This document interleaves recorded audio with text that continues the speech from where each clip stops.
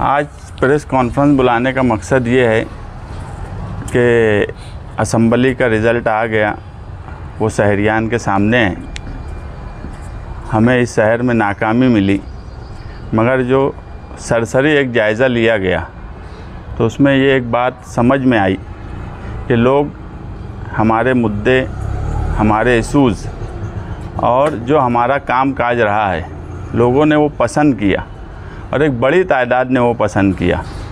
मगर इस शहर में ये जो हो रहा है कि जो लोग काम नहीं करते उनके ताल्लुक़ से 5 साल तक लोग उनको बुरा भला बोलते, उनको गालियाँ देते, वो फ़िरका परस्तों से मिले हुए रहते।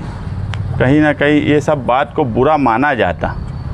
मगर कोई भी सियासी लीडर हो, वो मैं रहूं या कोई दूसरा रहे, अगर हमारी बातें या सियासी लीडरान का काम काज का तरीका लोगों को बुरा लगता है और वो उसको बुरा मानते हैं, तो जब तक इस शहर में वोट की शक्ल में उनको चोट नहीं दी जाएंगी, उस वक्त तक मालेगांव शहर के मसाइल हल होंगे ऐसा हमको नहीं लगता।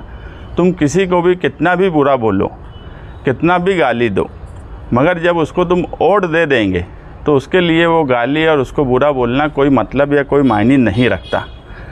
सियासी लीडर के लिए वोट ही उसकी ताकत होती है, और अगर उसको वोट मिल रही है तो उसको कहीं से ज़रूरत नहीं है कि वो कोई काम काज करे या किसी भी तरीके से वो जो लोग चाहते हैं उस तरीके का शहर में काम काज हो।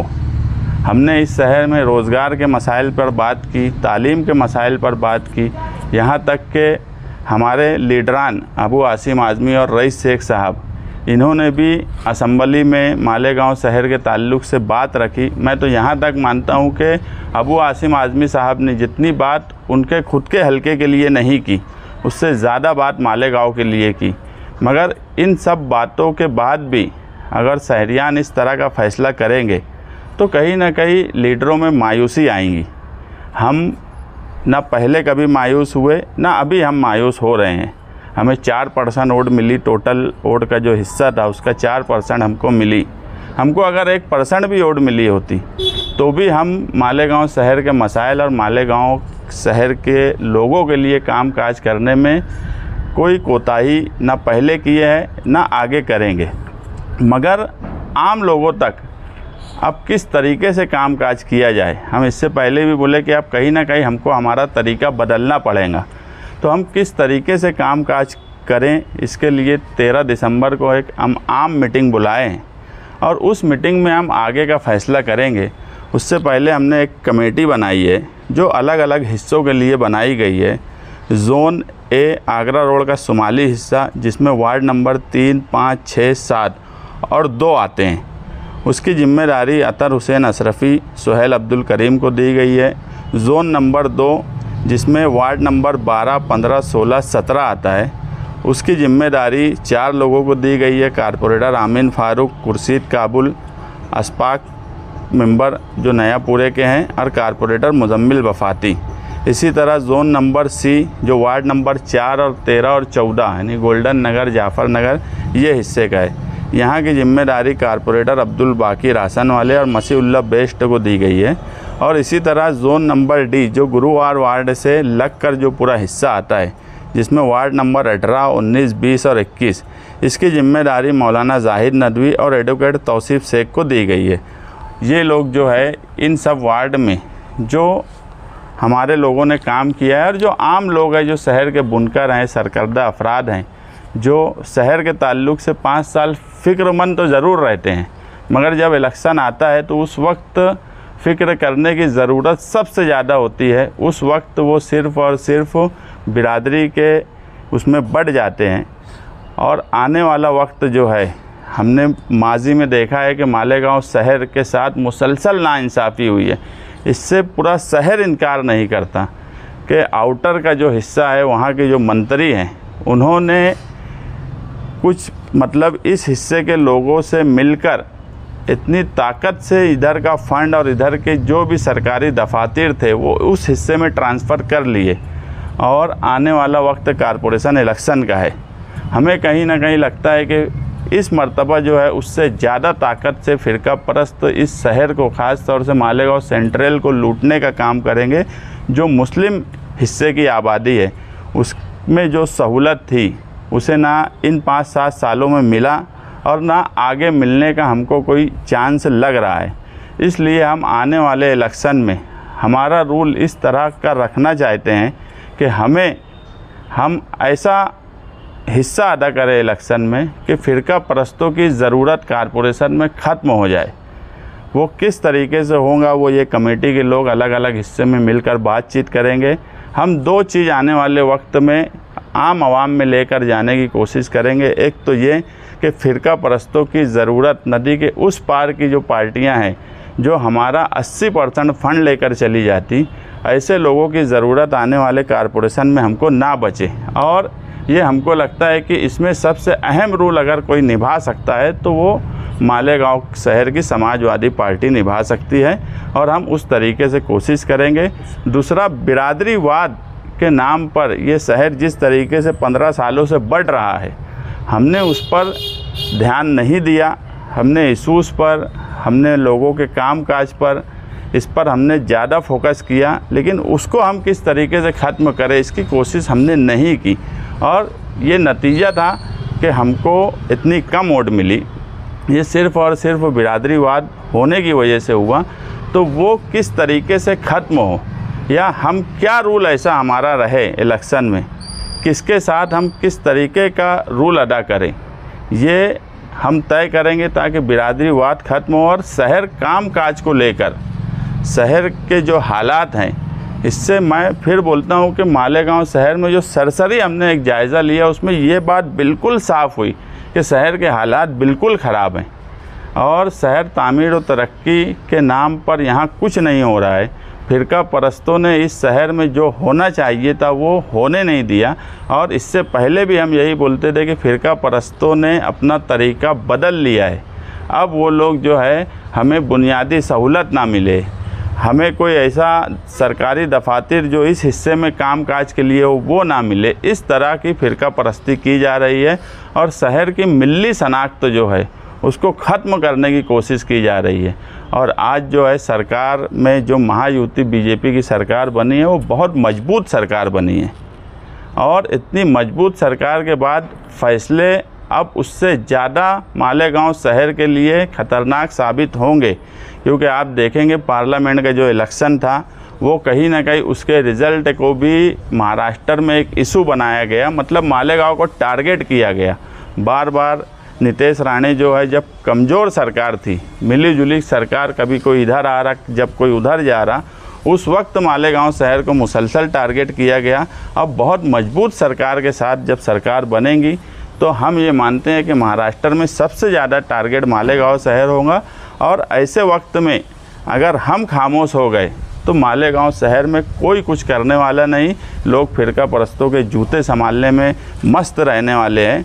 इसलिए हम आम लोगों में फ़िरका परस्तों के ख़िलाफ़ किस तरीके से लड़ा जाए और हमारी जो बुनियादी ज़रूरत है या हमारा जो हक है वो हमको किस तरह मिले, और आने वाले इलेक्शन में बिरादरीवाद किस तरह ख़त्म हो, इसकी कोशिश करने वाले हैं। परस्तों के खिलाफ लड़ने की बात कर रहे, पूरा इलेक्शन आपने दबदबा, क्रिकेट खेलने उधर गए, लोगों का हौसला बढ़ाया, शिवाजी मुजस्सिमे पे धरना दिया, मालेगांव का खोया बेकार वापस लाएंगे, ये सब बात की, फिर घूम फिर के आप वहीं आ गए, तो मसला क्या है ये? नहीं, आगे कैसे बढ़ेंगे आप? मैं एक बात क्या बोला, 2 बातें हमने जो बुनियादी बात जो आप बोले कि फ़िरका परस्तों की बात, दबदबे की बात, हम इस पे इलेक्शन लड़े, ये बात बिल्कुल सच है। हमारी कैंपेनिंग भी इस पे थी, ये भी बात बिल्कुल सच है।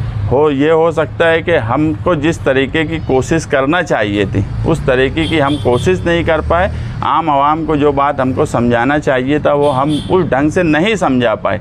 उसकी बुनियादी वजह जो सरसरी हमको लगी वो बिरादरीवाद हो गई। लोगों ने हमारे, देखो इलेक्शन 2 किस्म का होता, एक इलेक्शन ये होता कि किसी के खिलाफ़ वोट देना, और एक इलेक्शन ये होता कि किसी ने हमारे खिलाफ़ वोट नहीं दी। लोगों ने सिर्फ बिरादरी के नाम पे बढ़ गए। और मैं जो बोला इससे पहले कि इस शहर में 5 साल किसी लीडर को बुरा भला बोलना और उसके बाद उसी को वोट दे देना सिर्फ बिरादरी के नाम पे, और ये इसको हराएगा वो उसको जिताएगा, तो मसाइल हल नहीं होंगे। मगर मैं जो बोल रहा हूँ कि वो सवाल इसलिए कायम है कि आज अगर वो सवाल नहीं हो सका तो आने वाला वक्त कारपोरेशन गया है, और कारपोरेशन के ही इलेक्शन और कारपोरेशन में ही बैठकर सारे फंड और सारी सहूलत उस हिस्से में गई है। और आज महाराष्ट्र में भी मजबूत सरकार है, और आउटर के मंत्री जो है वो पीछे से ज़्यादा मजबूत आज हो गए हैं। तो हमें कहीं ना कहीं ये डर है कि फिर वो सब चीज़ें इस शहर में होंगी, तो हम अब उसको और अच्छे ढंग से लोगों के सामने लेके जाएंगे और लोगों को समझाने की कोशिश करेंगे। मुस्तकीम भाई, असेंबली इलेक्शन का नतीजा आया, जो इलेक्शन जीतने वाले उनके करीबी हरीफ वो कोर्ट जाने का ऐलान किए, क्या आप लोग भी इस पर गौर कर रहे हैं? नहीं, अब वो कोर्ट जाने का ऐलान किए तो ये तो वही बता सकते कि कोर्ट वो जाने वाले हैं। आमतौर पे कोर्ट जो भी इलेक्शन में जाता है, इलेक्शन पिटीशन फाइल करता, तो एक उसका कायदा ये है कि जितने लोग इलेक्शन में हिस्सा लिए रहते वो सबको पार्टी बनाना पड़ता। तो अगर वो कोर्ट जा रहे हैं तो वो तो हमको भी पार्टी बनाएंगे मुखालिफ में, क्योंकि हम भी इलेक्शन में एक हिस्सा लिए, तो उस वक्त हम देखेंगे क्या करना है। कारपोरेशन चुनाव की आप बात कर रहे हैं, कारपोरेशन चुनाव की बात कर रहे हैं आप, तो कुछ ऐसा गठबंधन कुछ जहन में है? आप अकेले दम पे तो आप फिरका परस्तों को नहीं रोक पाएंगे, समाजवादी की इतनी ताकत नहीं लगती, तो क्या कुछ नया गठबंधन? मैं एक बात जो बोला कि हमारा रूल कारपोरेशन के इलेक्शन में ये रहने वाला है कि हम नदी के उस पार की ज़रूरत इस बार ख़त्म कर देंगे, ये रूल हमारा रहेगा। कॉन्फ्रेंस के दौरान आपने कहा था कि हम दुश्मन नंबर 1 कौन है ये तय करने में हम चूक गए। हाँ, बराबर बात तय करेंगे कि क्या है, और आपने कमेटी बनाने का ऐलान, क्या ये हमने एक सरसरी, मैं बोला कमेटी बनाई थी, सरसरी रिपोर्ट आई, अब जोन वाइज हमने जिम्मेदारी दे दी है, और 13 तारीख को जो आम मीटिंग बुला रहे हैं उसमें ही हम, हो सकता है उस वक्त तक हमारे पास रिपोर्ट आ जाए और हम दुश्मन नंबर 1 कौन है शहर का वो हम उस मीटिंग में डिक्लेयर कर सकते। सियासत में कोई किसी का मुस्तकिल दोस्त और दुश्मन नहीं होता, निहाल साहब बरसों बोलते रहे, तो कुछ ऐसा मामला रखेंगे या फिर कुछ नया रास्ता? मैं एक बात बोला कि आने वाले वक्त में हम इस शहर से बिरादरीवाद किस तरीके से ख़त्म हो ये कोशिश करेंगे। दूसरा कि हमारा जो रूल है वो हर हाल में ऐसा रूल हमारा कारपोरेशन इलेक्शन में रहने वाला है कि जो उस हिस्से की ज़रूरत है वो ख़त्म करे, और हर इलेक्शन का तरीका अलग होता। आप देखेंगे पार्लियामेंट इलेक्शन जब हुआ तो महाविकास आघाड़ी महाराष्ट्र में जिस तरीके से चुन के आई, कोई बोल नहीं सकता था कि महाविकास आघाड़ी 50 सीटों के अंदर आ जाएंगी। 4 महीने के बाद असेंबली का इलेक्शन का जो तरीक़ाकार था, लोगों की सोच थी, वो बदल गई।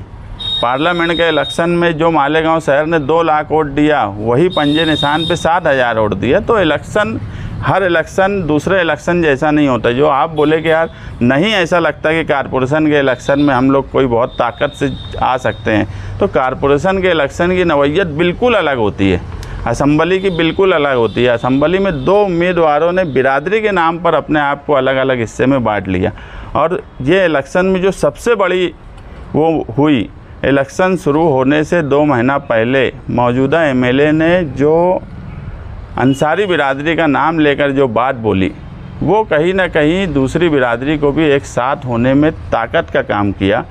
तो आप देखेंगे कि हमारा कोई नुकसान इलेक्शन में नहीं हुआ। हम जो थे हम वहीं हैं, जो 38,000 से चुन के आए थे वो 162 पे आए। तो सोचना उनके लिए है कि ताकत किसकी कम हुई है। हमारी ताकत जो पहले थी वही है। हम कोई पहले बहुत 50,000 वोट थी और 10,000 हो गई, ऐसा कुछ नहीं हुआ है। हम 2012 में भी जब 6,000 वोट लिए, हमारे दम पर इलेक्शन लड़े। कारपोरेशन इलेक्शन में हम 32,000 वोट लिए।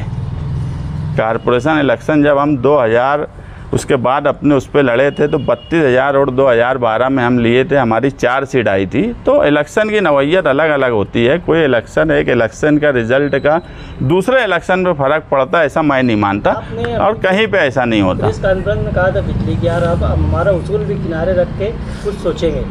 तो आसिफ शेख अपने स्टेट से आपके कामों की तारीफ कर रहे हैं, तो क्या कारपोरेशन के अंदर ये गठबंधन की तरफ तो नहीं है सारे? नहीं, देखो तारीफ़ कौन कर रहा, मैं खुद तकरीर नहीं सुना। एक तो बहुत लंबी तकरीर रहती मालेगांव में अब लीडरों की, इतना टाइम मिल नहीं पाता, अभी है टाइम मगर उसके बाद भी नहीं सुना।